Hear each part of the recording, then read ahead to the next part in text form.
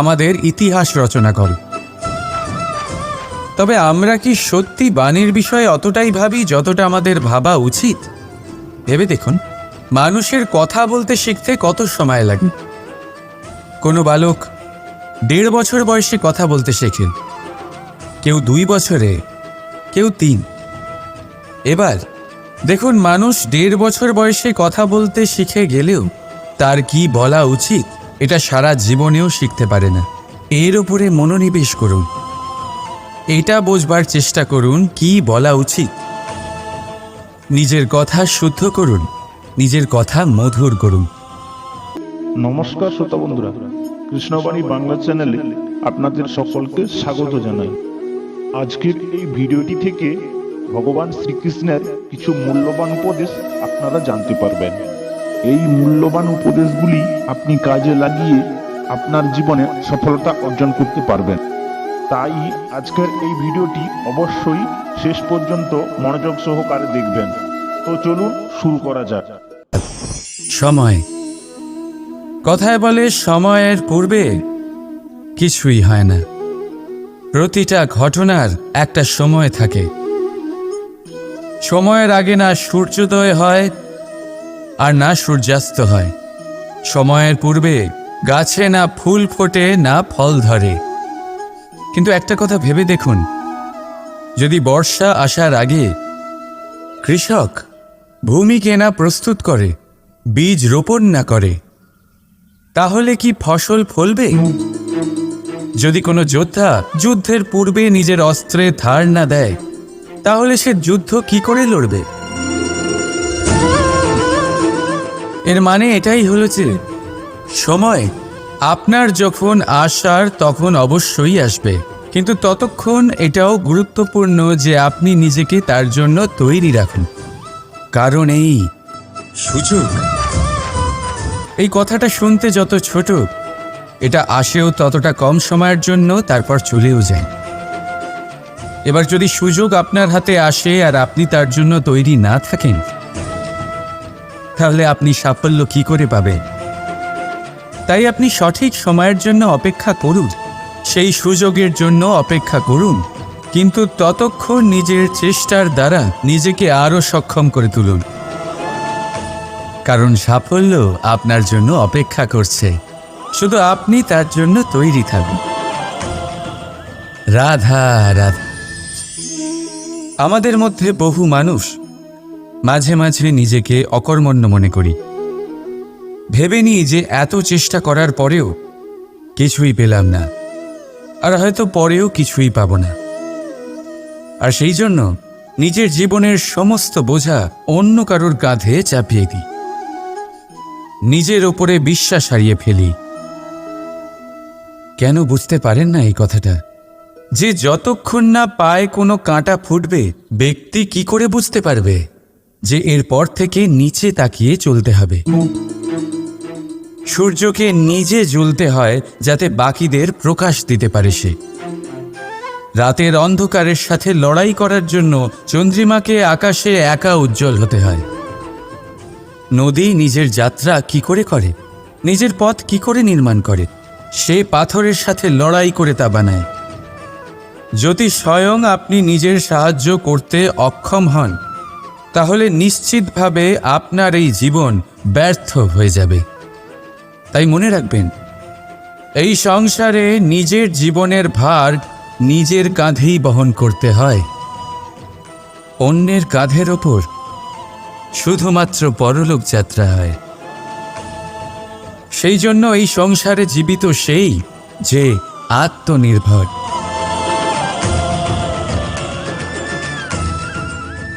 রাধা রাধা।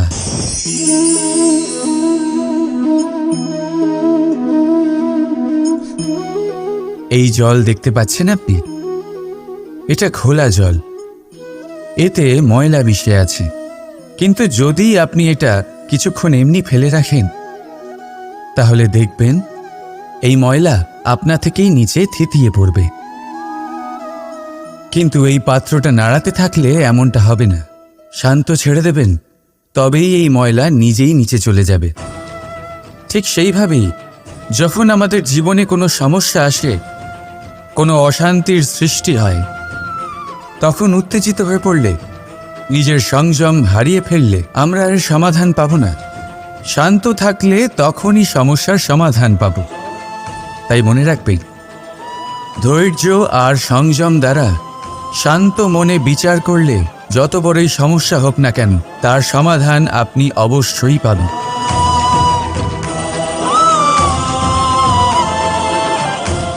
কারণ অশান্তির সমাধান শুধুমাত্র শান্তি। রাধা রাধা। আমরা যখনই কোনো গাছের চারা রোপণ করি তখন সবার আগে পরীক্ষা করে দেখি যে যেখানে আমরা চারা রোপণ করতে চলেছি সেখানকার মাটি আদৌ উর্বর কি না, সেই মাটি সেই চারাকে বাড়তে সাহায্য করবে কিনা। যখন একটা চারা রোপণের আগে আমরা এত কিছু ভাবতে পারি, তাহলে কাউকে বিশ্বাস করার আগে আমরা কেন ভাবি না? জীবনে কখনো এই বিশ্বাসরূপী চারা কোথাও রোপণ করার আগে বোঝার চেষ্টা করুন যে যার ওপর আপনি বিশ্বাস করতে চলেছেন সে কি আদৌ আপনার বিশ্বাসের যোগ্য কি না। ভেবে দেখুন সেই ব্যক্তি ভবিষ্যতে গিয়ে আপনার বিশ্বাস ভাঙতে পারে কি না। এটাও ভেবে দেখুন যে যাকে আপনি বিশ্বাস করতে চলেছেন তাকে আপনি বিশ্বাস করলে নিজের জীবনের উদ্দেশ্যে আপনি অগ্রসর হতে পারবেন কি না। আর তার জন্য প্রয়োজন সঠিক সিদ্ধান্ত, পরখ করা, কোনটা উচিত কোনটা অনুচিত সেটা বোঝা। আর তাতে কিন্তু আপনি সন্দেহবাতিক হবেন না, তাতে আপনি আরও নিপুণ হয়ে উঠবেন। তাই যদি আপনি নিপুণ হয়ে উঠতে চান তাহলে বোঝার চেষ্টা করুন, পরখ করে দেখুন, কোনটা উচিত কোনটা অনুচিত বুঝুন। আর বিশ্বাস তখনই করুন যখন আপনি 100% নিশ্চিত হবেন যে সে বিশ্বাসের যোগ্য। আসুন আমার সাথে ভালোবেসে বলুন, রাধা রাধা। মানুষের শরীরের বিভিন্ন অঙ্গ দ্বারা ভিন্ন ভিন্ন প্রকারের কাজ করা হয়, আর সেই জন্য মানুষ নিজের শরীরের যত্ন করে, তার খেয়াল রাখে, নিজের শরীরকে সুস্থ রাখে, স্বচ্ছ রাখে, বস্ত্র পরিধান করে, আর কোথাও আঘাত লাগলে ক্ষতস্থান ঢেকে ফেলে। মানুষের শরীরে এমন একটি অঙ্গ আছে যা চোখে দেখা যায় না, যা অদৃশ্য থাকে, কিন্তু সেইটা দিয়ে মানুষের বিষয়ে অনেক কিছু জানা যায়। এবং মানুষের শরীরের সেই অঙ্গের নাম হলো বাণী, আপনার ভাষা। আপনি যেভাবে কথা বলেন, যার সাথে কথা বলেন, আপনি যেভাবে শব্দ চয়ন করেন, তার দ্বারা আপনার বিষয়ে অনেক কিছু বোঝা যায়, আপনার ব্যক্তিত্বের বিষয়ে অনেক কিছু বোঝা যায়। সেই জন্য সবসময় কিছু বলার আগে একটু ভেবে নিন, নিজের কথার ওপর একটু নিয়ন্ত্রণ রাখুন। আমার কথা শুনুন, এই হৃদয়কে শুদ্ধ করে তুলুন। যদি এই হৃদয় শুদ্ধ থাকে তাহলে সর্বদা মধুর বাণী নির্গত হবে, যা সবাইকে প্রফুল্ল করে তুলবে। আর তখন এই মন প্রসন্ন হয়ে বলবে, রাধা রাধা। ধন, সম্পদ, ঐশ্বর্য, মানুষ হয় নিজের সৌভাগ্যের দ্বারা এগুলো লাভ করে থাকেন বা কর্মের দ্বারা। সৌভাগ্য আসলে কি? গ্রহের দশা, যা প্রত্যেক মুহূর্তে বদলাতে থাকে। কর্মের মাধ্যমে যখন আপনি ধন অর্জন করেন, তখন সেই ধন আপনার আগামী প্রজন্ম লাভ করে। সেটা হয় সে ভোগ করে বা তার জন্য তার ভোগান্তি হয়। আর এটা নির্ভর করছে আপনার কর্মের ওপরে। কি কর্ম করেছেন আপনি সেই ধনকে লাভ করার জন্য? যদি আপনি সৎ পথে চলেন, নিষ্ঠা ভরে আপনি কর্ম করে থাকেন এবং তার ফলে আপনি ধন অর্জন করে থাকেন, তাহলে আপনার আগামী প্রজন্ম সেটা ভোগ করবে, সেটা প্রয়োগ করবে নিজের বিকাশের জন্য। কিন্তু যদি আপনি কুকর্ম করে থাকেন, কোনো রকম ছলনা করে থাকেন এই ধন লাভ করার জন্য, তাহলে 100% আপনার আগামী প্রজন্মকে এর জন্য ভুগতেই হবে।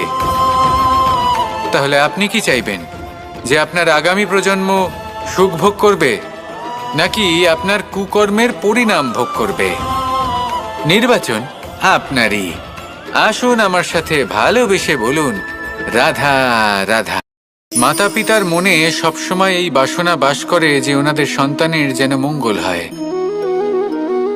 নিজের সন্তানকে সেই সব কিছু দেওয়ার সবসময় চেষ্টা করতে থাকেন যেগুলো তারা নিজেরা নিজেদের জীবনে কখনো পেতে পারেননি, এবং এই প্রক্রিয়ায় সব থেকে গুরুত্বপূর্ণ বিষয়টি ভুলে যান, নিজের সন্তানকে সেই জিনিস দেওয়া যেটা উনি সব থেকে আগে পেয়েছেন। আমি ধনের কথা বলছি না, আমি বলতে চাইছি নিজের অভিজ্ঞতা দ্বারা ওনারা যে মানসিক স্থিতি লাভ করেছেন, ওনারা যে মর্যাদা লাভ করেছেন, যে শিক্ষা ওনারা লাভ করেছেন, সবার আগে নিজের সন্তানকে সেটা দেওয়া প্রয়োজন। সেটা যদি নিজের সন্তানকে দিতে পারেন, তাহলে এই সন্তান জীবনে তার পথে এগোতেও পারবে, ধন অর্জনও করতে পারবে এবং শক্তিশালী অনুভবও করতে পারবে। সেই জন্য সন্তানকে সবার আগে সেটা দান করুন যেটা সব থেকে বেশি মূল্যবান। সেটা দিন যেটা আপনি সবার আগে লাভ করেছেন। আসুন আমার সাথে ভালোবেসে বলুন, রাধা রাধা। কখনো কখনো আমরা খুব ব্যথিত হয়ে পড়ি। আমরা নিজেদের পরিবারের জন্য এত কিছু করি আর তারা আমাদের দেখলেই ভয়ভীত হয়ে পড়ে, আমাদের দেখলে বিরক্ত হয়। কখনো নিজেদের সন্তানকে বিকাশের পথে অগ্রসর করার জন্য আমরা তাদের উপর একটু জোর দিই যাতে তারা পরিশ্রম করে, কিন্তু সেই সন্তান আমাদের উপর বিরক্ত হয়ে পড়ে। কখনো সন্তানকে সঠিক শিক্ষা দেওয়ার জন্য আমরা তাদের কিছু সীমা নির্ধারিত করি, তখন সেই সন্তানের চোখে নিজেদের জন্য আমরা ঘৃণা দেখতে পাই। মানুষ কেন ব্যথিত হবে না?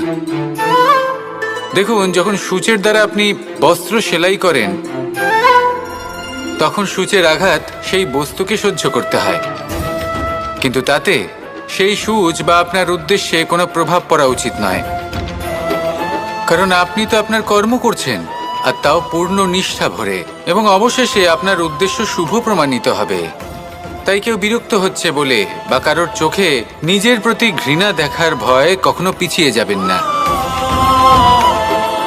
কষ্ট না করে বিকাশ সম্ভব নয়। কর্ম করতে থাকুন, সব কিছু শুভ হবে। আসুন আমার সাথে ভালোবেসে বলুন, রাধা রাধা। প্রেমের পরিভাষা আসলে কি? ভিন্ন ভিন্ন ধরনের ব্যক্তি, ভিন্ন ভিন্ন ধরনের প্রেমী, আলোচক বিভিন্ন ধরনের পরিভাষা প্রদান করেন এই প্রেম নিয়ে, কিন্তু প্রত্যেকের মনেই কখনো কখনো এই প্রশ্ন এসেছে, এই ভালোবাসা আসলে কি? নিজের প্রিয়তমকে জয় করাই কি প্রেম? চার হাত এক হয়ে যাবার নামই কি প্রেম? নিজের আবেগ ব্যক্ত করাই কি ভালোবাসা? না, প্রেমের অর্থ কাউকে লাভ করা নয়, বরং তার মাঝে বিলীন হয়ে যাওয়া। যদি কারোর হাত ধরে থাকি, তাহলে আজীবন তার সাথে পথ চলা হলো প্রেম। প্রেম শুধুমাত্র সেটা নয় যা প্রেমী আর প্রেমিকার কেশদামে মালা বেঁধে দেয়। মাতা পিতার জন্য দিনরাত পরিশ্রম করা, নিজের পরিবারের জন্য দিনরাত পরিশ্রম করা, সেটাও প্রেম। নিজের বন্ধুদের জন্য, আপনজনের জন্য সবকিছু উজাড় করে দেওয়ার নাম হলো ভালোবাসা। নিজের মাতৃভূমির জন্য সাহসের সাথে লড়াই করা এবং আনন্দে নিজের জীবন ত্যাগ করে দেওয়াও কিন্তু প্রেমের নামান্তর। সেই জন্য যারা বুদ্ধিমান ব্যক্তি, তারা কখনো প্রেমের পরিভাষা খুঁজতে চান না, কারণ তারা জানেন যে এই প্রেম কতটা বিশাল। তারা জানেন যে এই প্রেম হলো এক বিশাল সাগর, যাকে নিজের মুঠোয় ধরে রাখা যায় না। সেই জন্য এই প্রেমের সাগরে ডুবে যান এবং সকলকে ভালোবাসতে শিখুন।